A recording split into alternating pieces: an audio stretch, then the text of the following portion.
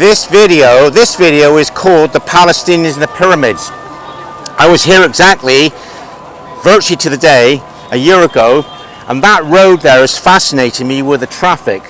Back in 1982 when I was here, it had about that amount of traffic on that road. Last year it was crowded, full of buses, minibuses, carriages and pedestrians. This year, and I was told by a German tourist, he jokingly said I had all the pyramids to myself, and it's because of the war in neighbouring Gaza. It has devastated the tourist industry of the Middle East. Many people have cancelled their holidays. That is about 10-20% of the traffic that was here last year. People are afraid of wars. They don't look at the finer detail and say Egypt will have nothing to do with any spread of the war in the Middle East. So, because it's not, for example, Iran or Lebanon or Syria.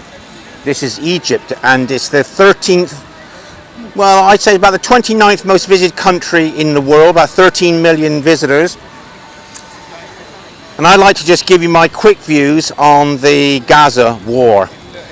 After the atrocities committed by Hamas on October the 7th, President Biden warned the Israelis, don't go into Gaza full of rage like we did with 9/11. We made mistakes.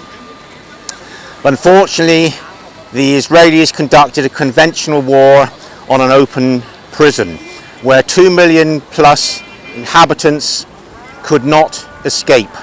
Ukraine, for example, is a massive country. A lot of that country is not affected by war, and people in Ukraine could flee to safe parts of Ukraine, and Europe opened their arms to house Ukrainians escaping the war in their own homes, flying the flag in England.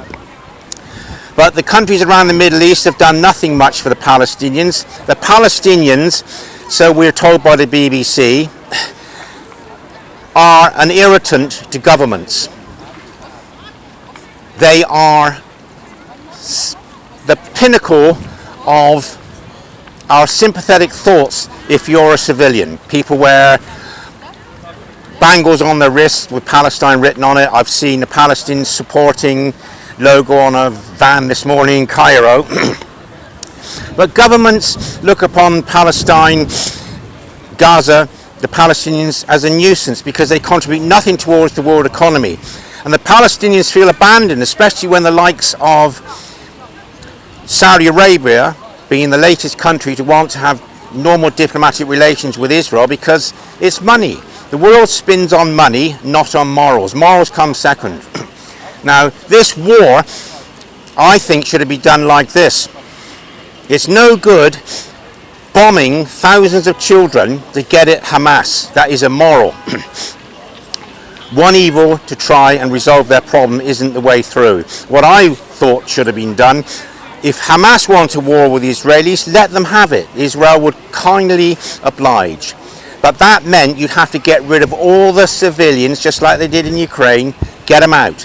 And in this case, they could have a temporary tent city in northern Sinai, a tented city in southern Israel, aircraft carriers housing people, Libya, Egypt, Cyprus housing people just temporarily until the fighting had reached a definitive conclusion in Gaza. So if the Israelis wanted to drop bombs on Gaza, there'd be no civilians there. They'd only drop the bombs on the buildings where Hamas were firing at Israeli soldiers. Presumably Hamas would lose, and once the tunnels have been flooded, Hamas have been annihilated, then all the Gazan people could have gone back into the Gaza Strip and the country could find new government. That would save up to around 20,000 lives. And those lives are the worst that's been lost in any conflict that I can think of in decades. And it's the news story that's affected me the most. And it's affected tourism in the Middle East. The world is a beautiful place. We've got the digital delights of WhatsApp, the internet, pinnacle of medical support, space travel, and yet human beings cannot rid themselves of such primitive, rotten behavior when it comes to treating each other and killing each other over land, money, and power. And as my family once told me, it's usually men that start all the violence in this world. And when you come to a beautiful place like this, you just wish, more so than ever, that the world was in harmony.